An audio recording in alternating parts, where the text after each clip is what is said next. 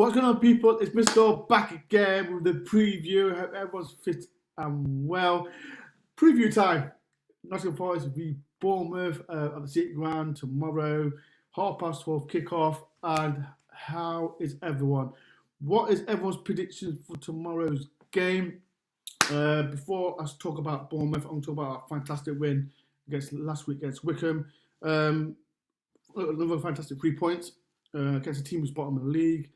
But I'm so happy for Nottingham Forest player Glenn Murray. I don't know. Remember last week I kept saying Glenn Murphy. Glenn Murray. Murray got 2 goals, and as well with Anthony Knockard got a goal as well. But yeah, another fantastic performance from Nottingham Forest. But this week, tomorrow, a massive game, and this time we play Boueremouth. And I've got a special guest to me. Will be in 2 minutes. I've got Craig from as a Boueremouth fan. He's got his own YouTube channel as well. So in 2 minutes' time, I'll be bringing in Craig in. Before I get Craig in, tomorrow I'll be at work tomorrow, so I won't be doing a watch along. But you know, both prices, Craig and Martin, will be doing the watch along tomorrow. But tomorrow I'll be doing as well. I'll be doing a review at 9 o'clock as well. So massive game tomorrow. Actually, if you're new to the channel, please do hit the subscribe button, like as well. And if you've got any questions for Craig regarding Boueremouth, you can put the comments in below. But yeah, massive game for Nottingham Forest as well. But yeah, let me bring in Craig in now. How you doing, Craig? Yeah, very well, thanks, mate. Yeah, very good. Yeah. So this is Craig. It's a Boueremouth photo, and his YouTube call is the Back of the Net, isn't it? Yes, so I present a show on Back of the Net. There's a couple of us that present shows. We've had a number of interviews with former Cherries players and managers. We had Harry Redknapp on as well. I present primarily the opposition preview, so similar sort of show. And of course, you come on to my show, which is actually live. Go on, check it out, people. Go and check it out. Yeah, really, really good show. So yeah, it's quite an interesting thing to do. Interview opposition fans. I've had some good guests on there as well. We've had Natalie Sawyer, Bill Turnbull, Nick Owen, Andy Hodgson was a very interesting one. He's Burnley's Alan Partridge. Everybody loves a bit of Alan Partridge. It did go a little bit over my head, to be fair, some of the things he was coming out with. But the big one was Professor Brian Cox. If people know who Professor Brian Cox is, please, because I ain't got a clue who he is. And when I was speaking to Craig earlier, I'm like, who the hell is he? Then it clicked on. I thought, I know who he is. People. So people in the comment section, do you know who he is? Craig, explain who he is. He's probably one of the most intelligent people in the world, Mr. Dore. Yeah, it took a little while for me to catch up with what he was telling me. I had to watch it back, but he was so interesting. He's an Oldham fan, who we played in the cup in the 3rd round. Some of the stuff he was coming out with was so interesting. He was comparing with regards to football, if we're overcomplicating the game. So it's a really, really interesting video, and yeah, by all means, please do check it out. It's really good. Before we talk about tomorrow's game, let's talk about the game at your place when we lost 2-0. What was your opinion about that game, if you do remember it? I think, yes, I remember it quite well. We wasn't in bad form. I believe we just beaten Reading the week before, which was a very good result. Sorry, it was the weekend. We beat Reading. Of course, it was Tuesday night. We played Forest, if I'm right in thinking. Yeah. And yeah, I think it was we was on quite a good run of form at that time. We was buoyed by that Reading result. We went 2-0 down against them in the first half. They were a lot better side than we were. Second half, we come out all guns firing, and I think that continuation went into the Forest game as well. So yeah, it was a very good performance. I believe it was Stanislas that scored both of the goals as well. And luckily, he's back fit now. He's a little bit injury prone, and for times we did miss him last season as well. So he's a. I know that everybody says about Brooks, but Stanislas is equally as important, if not more, this season. That game, I think, Forest were awful. I personally thought Forest were awful that game. Like with Boueremouth, like I said, you've got players like Daniel Brooks. I thought he was outstanding that game. Yeah. How have you kept him in your team? I don't think he's been particularly on a good run of form. When he come on against Reading in the 3-1 defeat recently, he did come on, play very, very well. But leading up to that, he was quite poor. How we kept him. I think we will have a lot of people looking at him at the end of the season if we don't go back into the Premier League. He's a very, very skillful player. He can make cut runs in and cut in from the wing. So he's a vital cog. And I think because of his poor run of form, I think that's what's led to us having a bit of a dip of late. So since you played us, from now, everything's changed at Bournemouth. It has, yes. You've changed your manager. Let's start with Tyndall. Like, you lost to Sheffield Wednesday. Yes. What happened? Talk to us. I think the rot was starting a little bit earlier than that. So we had some fantastic results. Barnsley was, in particular, probably the best game we've played so far this season when we actually beat them 4-0. And we was all over them. We was really all over them. 4-0 actually flattered them. But Barnsley are a good side. And then we went and beat Huddersfield 5-0. I thought, right, okay, we're getting so much momentum here. And then it just fell off the edge of a cliff. It was really, really disappointing. The rot started with the Millwall game. So we went 1-0 up and they equalised a route one ball straight over and their striker got on the end of it. Then we had a little bit of bad luck against Luton and Luton at home. We had Jefferson Lerma sent off, which was overruled in the end. I think it was very harsh what happened, and what the referee had judged was Lerma followed with his elbow, but he didn't realise the man was there. It was ruled out, it was chalked out, which was good, but we still lost the game 1-0.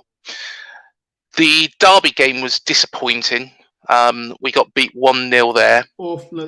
That's not good enough. How could you lose to Derby? That is awful. Yeah, they weren't particularly very good. But we was just worse. We didn't threaten really much. And then leading on after the Derby game, got beat by Reading 3-1. We could take that result because they're up there with us. They're a good side. In the first half, they scored 3. They went 3-0 up at half time. And personally, I was worried it was going to be 5, 6, 7, even 8-0 at the half-time stage. We just weren't at the races. We was quite lucky that Reading took their foot off the gas. If they hadn't, then it could have been really, really bad. We managed to get a goal back. A good free kick by Stanislas. However, Lucas Yao that was in their wall did step aside. It was an easy free kick. They were downfalls of their own making there. But the Sheffield Wednesday game was terrible. It was. Yeah, but does that the manager, like, I don't. Do you think he was right? Do you think he was right to get rid of him? I really like Jason. He's a lovely guy. He's been at the club for 22 years. He's worked under Eddie Howe. Whether or not it was right to sack him, there's rumours of how he was sacked, which I am not happy with. But of course, in the COVID world, then there might be some justification. I understand he wasn't even invited into the ground to actually face his fate, which is really disappointing. But there was a situation as well where Sermon was let go from the club, and Sermon, again, somebody who actually got us into the Premier League in the first place. That was disappointing, but they did give justification. Of course, it was because of COVID. So that, by the by, I think things weren't clicking. Against Reading, Tyndall made 3 substitutions at half time, and against Sheffield Wednesday, he made 3 substitutions, and we didn't even have a shot on goal. We didn't even test Westwood in the Sheffield Wednesday goal in the first half, and that is completely unacceptable. We had we picked up early in the second half, managed to get the goal back, but again, the goal that Jordan Rhodes scored, it was just complete mess at the back. You look at Lloyd Kelly has to take a lot of blame for that. But then again, Chris Metham, I'm not sure what he was doing, because Begovic passed it out to him, and then he put it straight across the front of the goal. It was schoolboy stuff. Since Woodgate's come in, though, it looks a little bit more shored up at the back. I don't rate him. Listen to me. I was saying to Chris, on his channel, I don't rate Woodgate because what he done at Middlesbrough. What you just said, he's sorted out the defence. Do you really think he's the man to take you forward and send you back to the Premiership? Honestly, probably not. Probably not. Probably not. I don't think we are lacking up front. I think with regards to the options up front, against Barnsley, we played both Solanke and Surridge up front, and it was electric. Both of those two complement each other well. I think Solanke and Long would complement each other well. And lucky for us and lucky for you, Solanke's actually out, injured, and it's going to be some time before he's back. But the way I see Solanke is he's not prolific, but he does things well. So he'll hold up the ball, find people. In the end, towards the end of Tyndall's reign, he was up there on his own, and he was looking very, very isolated. Nobody was really helping him out. Nobody was giving him options. I don't think Tyndall lost the dressing room. I think there was a little bit of naivety. And would I have liked to see Tyndall get a little bit more time? Yeah, I think I probably would have, because he's been good to this football club. He's part of the Eddie Howe regime. And yeah, it was disappointing when I saw he'd been sacked. It was inevitable, I think, after the game that we watched. But a lot of the blame has to go on to the players who just didn't turn up. And I think the 3 substitutions at half time, I think he just panicked. Like I said, you've got quite a few good experienced players. You got like Jack Wilshere. Yes. And you brought in Shane Long as well. Yeah, we brought in Shane Long, and the player who played very, very well against Burnley in the FA Cup, and the player who I think was crying out to come in towards the end of Tyndall's reign was Ben Pearson. Ben Pearson played against us for Preston. They beat us 3-2. At that stage, Preston were quite low in the league, but they were really, really good. They were really impressive. They were well drilled.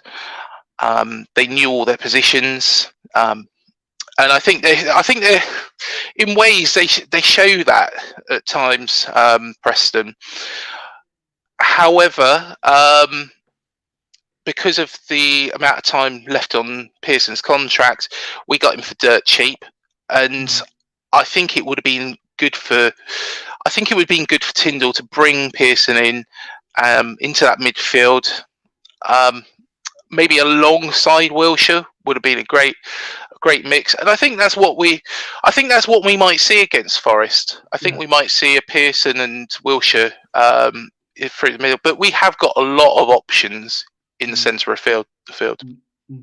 You're in sixth place in the league table. Do you think that's where you deserve to be right now, or do you think you should be further up? The league table don't tell lies, Mr. Dore. And I think, based on our squad at the start of the season, I would have said, well, we should be, competing for automatic promotion. However, we've drawn too many games. We've lost games which we should have won. Derby. We've been beaten by Sheffield Wednesday twice. And we beat them easy. I don't think Sheffield Wednesday are a particularly good side. I think they're poor. And they showed that because straight after our game with them, where they beat us 2-1, they went and got beat by Millwall 4-1. Yeah. And that really does show that we weren't at the races. And I think that's what did Tyndall. So we've lost games where we should have got a result. We were lucky to beat Wickham. We beat them 1-0. It was a tighter affair than we thought it was going to be. Luton, we drew 0-0 at Kenilworth Road. And, of course, we got beat at home. The home game, I think, because we was down to 10 men, and it was an unfair decision. It was one of them. Of course, we've beaten Reading, but then again, they could have demolished us at the Medeski. They really could have demolished us at the Medeski. I remember that game as well.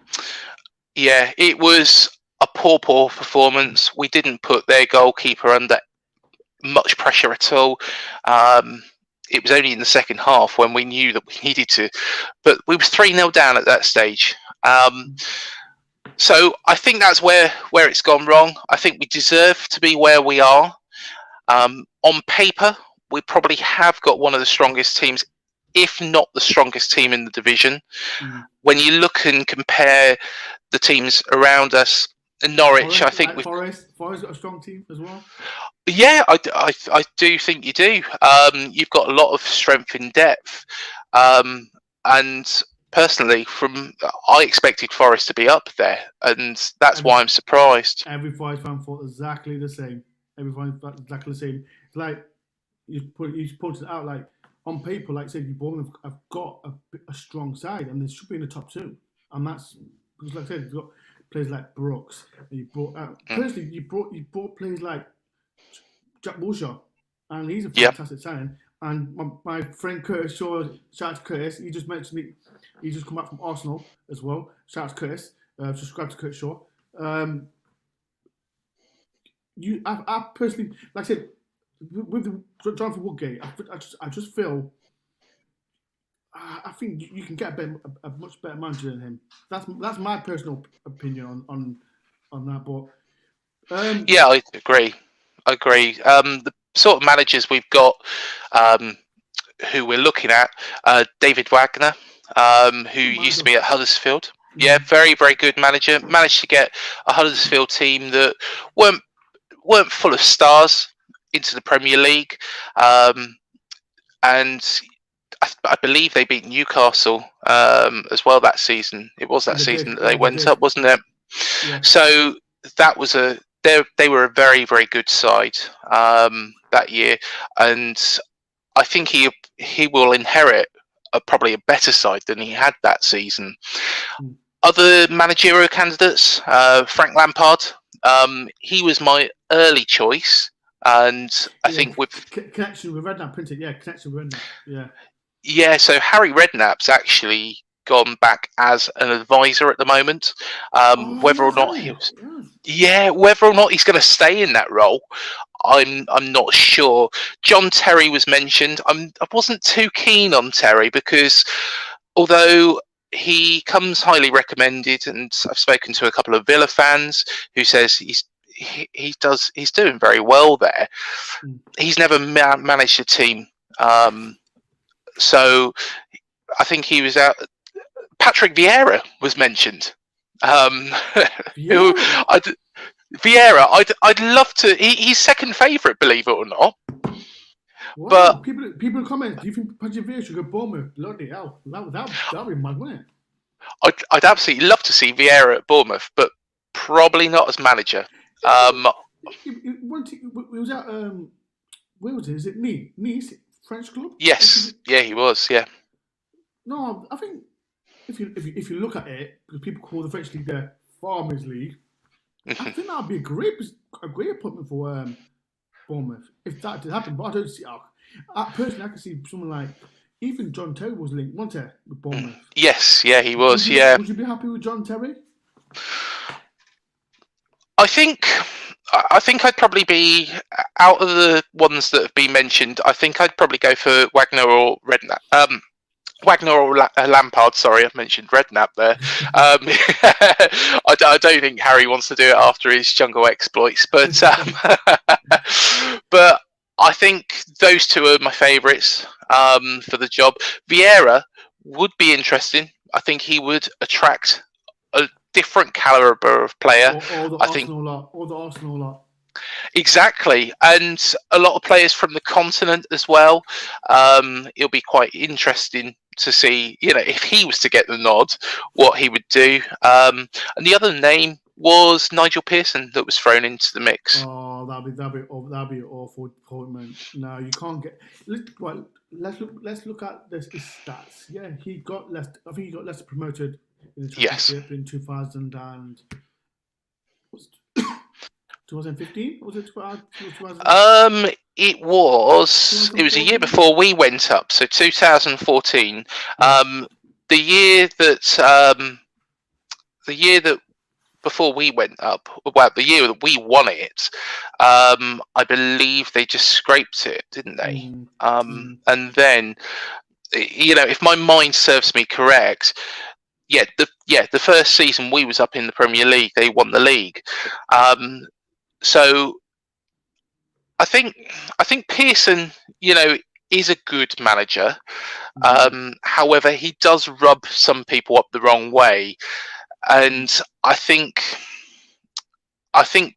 we are probably looking for somebody who can manage probably the egos that we've got at the club now, which I think maybe is where Tyndall, struggled, because he's not a big name. He's well known around these parts. However, if you compare somebody like Frank Lampard or Wagner against Tyndall, some people could say, well, who's he? Whereas, Wagner, a Lampard, a Terry, a Vieira, people know who they are. So I think it'll be interesting. It'll be interesting, but I think Pearson would rub some people up the wrong way at the club, and I think that's probably why I'm thinking it'll be Wagner. So 2 more questions, Craig. Where do you think Bournemouth will finish this season? Well, I've watched quite a few of the other Championship games this season, and personally, I think everybody else is competing for second spot. I think Brentford will win it. I think Brentford have.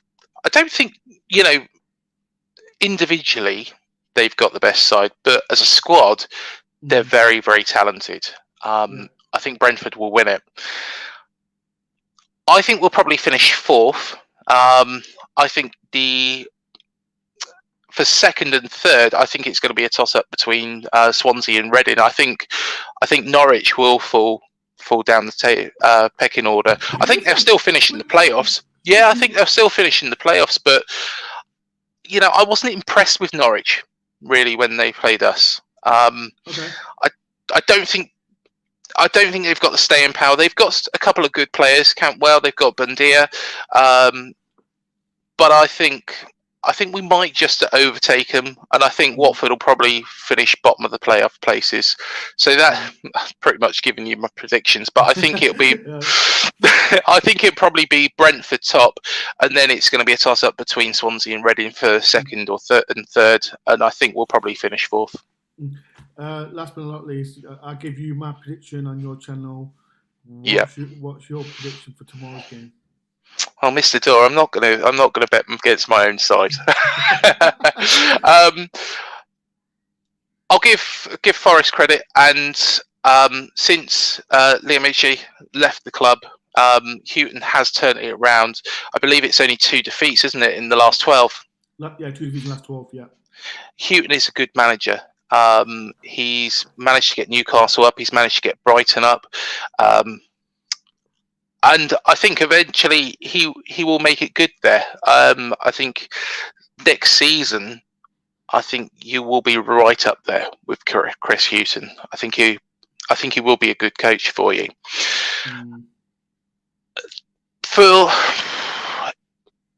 I would go with a 2-1 win for Bournemouth. Okay. But I think it is going to be tight. I think Brooks will. Do the business. Yeah. We have got a couple of players out. So I mentioned Solanke. We've got Raquel May out. So he's not too much of a worry. He would really be back up for Stanislas. Yeah. We've also got Jack Stacey out. Now that is a concern because Stacey has been very good. He's pushed up the pitch quite well this season. Created a lot of opportunities.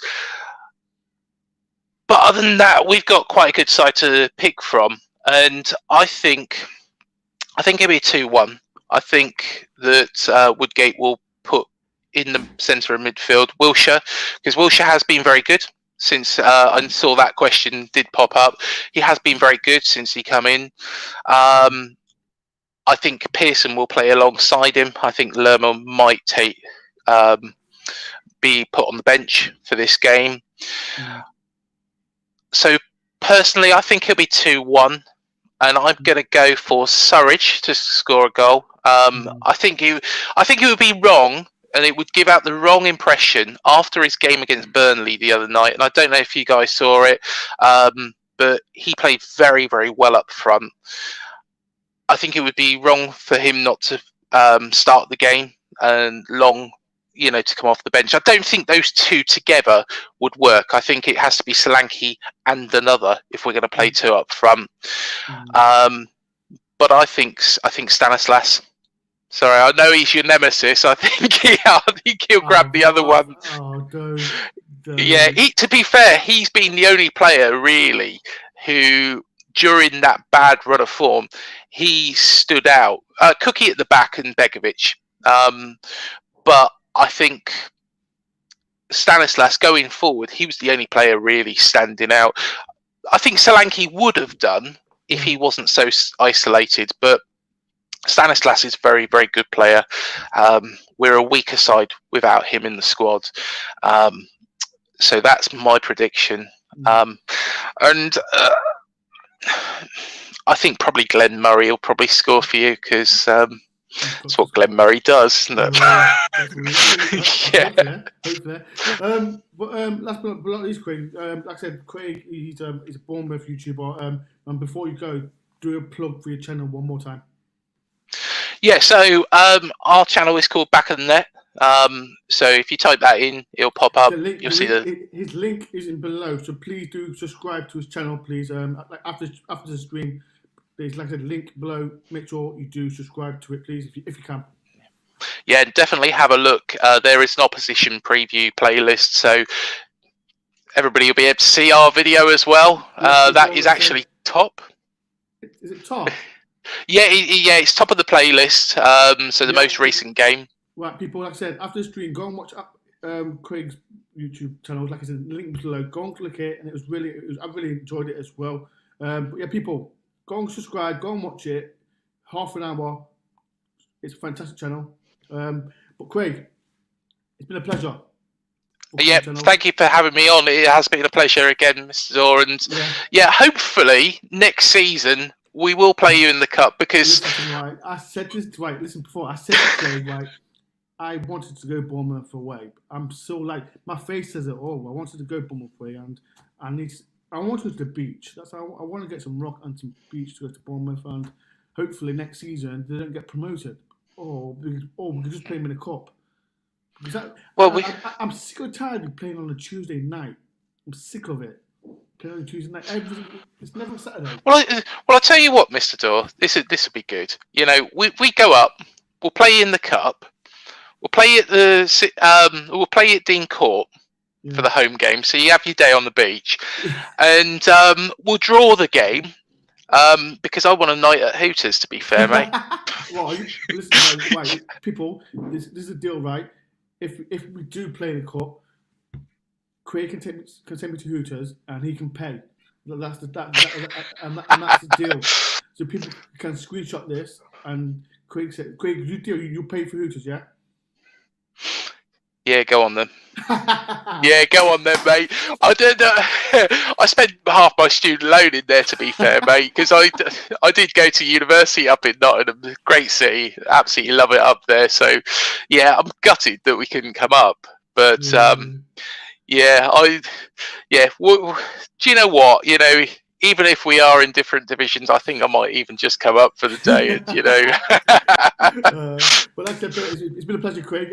Thank you for coming on. Like I said, people, if you don't know who Craig is, it's back of the net. Subscribe to the channel. The link is below. But Craig, hopefully tomorrow after what time's the game finish? It'll be about 1:30. No, not 1:30. 2:00. At 2:00, yeah. Hopefully, I see some tears from you and a message saying you deserve the win. It's been a pleasure, mate. Thanks for having me on. But thank you very much, Craig, and I'll speak to you soon. All right, speak to you soon, mate. Take care. Cheers, dude. Cheers. So that's Craig, Boueremouth channel. Please do hit the subscribe button. The link is below. Like I said, tomorrow I won't be doing a watch along. I'll be at work, but Craig and Martin will be doing a watch along for me. 9:00 tomorrow, I will be doing the review. I have got a Boueremouth fan on as well. Sunday morning, I am bringing out the Craig Armstrong interview. That's on Sunday as well. I still got to finish a little bit of editing, but that's definitely out on Sunday. What else is there? And I've got a massive announcement, but I'm not going to say out. I'm not going to say out yet. I'll keep you up guessing what's coming up. But like I said, I've not told no one. One person knows, and that's it. But like I said, a massive announcement will be coming on my channel, and you'll be excited. And that's the only clue I'll be giving you. But yeah, like I said, people, if you are new to the channel, please do hit the subscribe button. Like if you are new. Tomorrow, Craig will be starting with Martin tomorrow at games at 12:30. So he'll be on about 12:15. But hopefully we get a big win. We need a win, and hopefully it's a massive 3 points tomorrow. Thank you for watching, everyone, and up the Forest.